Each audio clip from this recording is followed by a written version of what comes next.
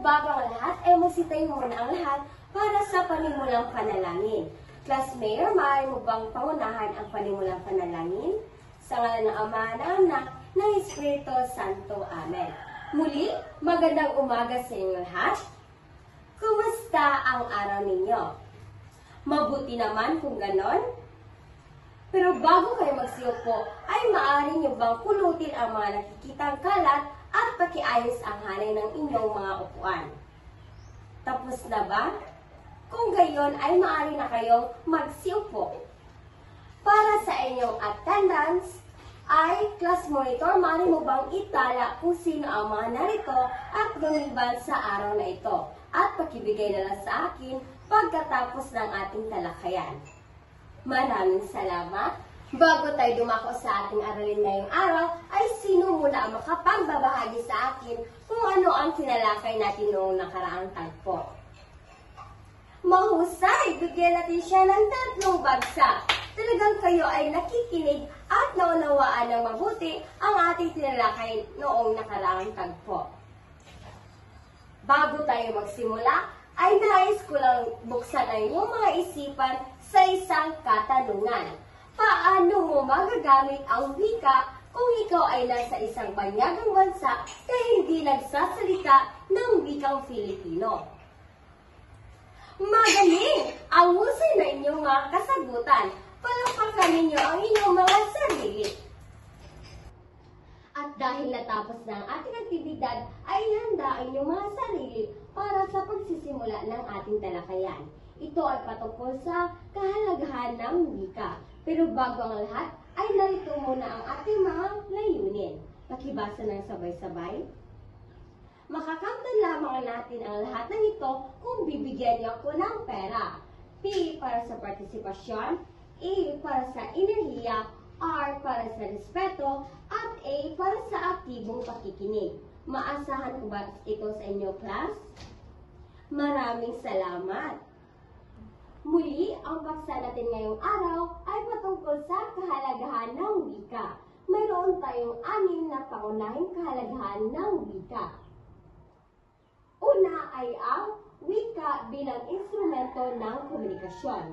Ang wika daw ang pangunahing kasangkapan na ginagamit na upang maghatid at tumanggap ng mensahe at ideya sa pagitan ng mga tao.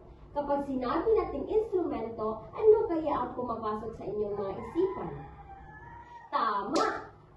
Ang literal na kasangkapan ay ang wika na nagagamit natin sa tuwing nais nating magpadala at maghatid ng impormasyon. Naintindihan lang ba? Maraming salamat! Ang pangalawa ay ang wika bilang simbolo ng pagkakakilanlan.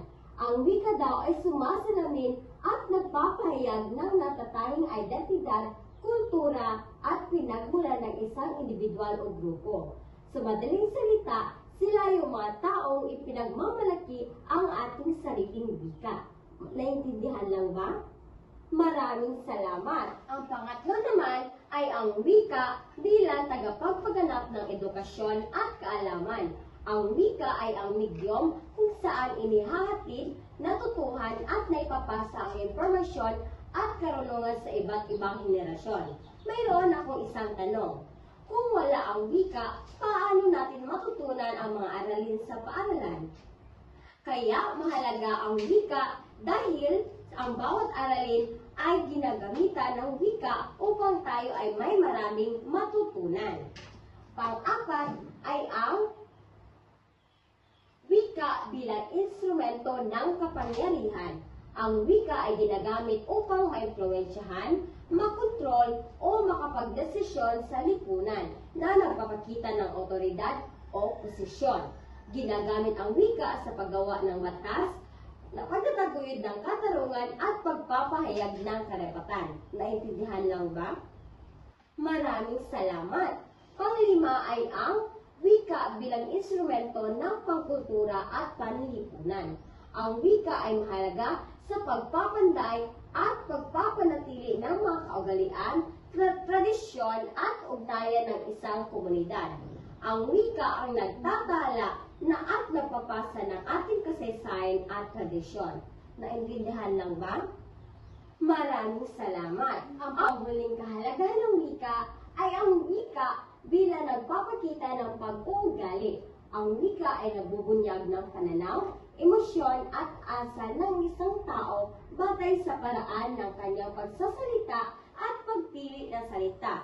Sa madaling salita, ang wika ay nagiging salamin ng personalidad ng isang tao. Naintindihan lang ba?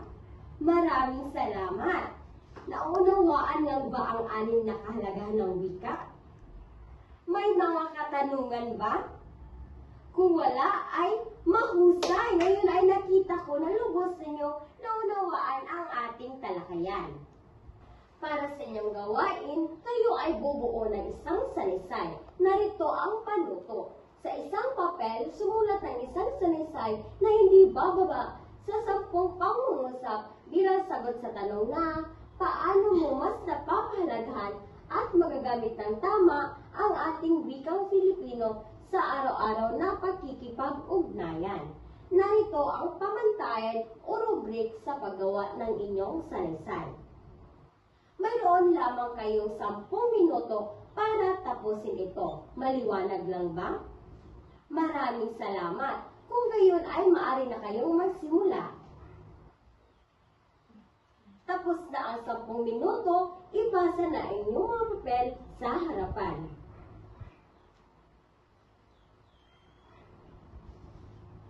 Narito ang inyong pagtataya.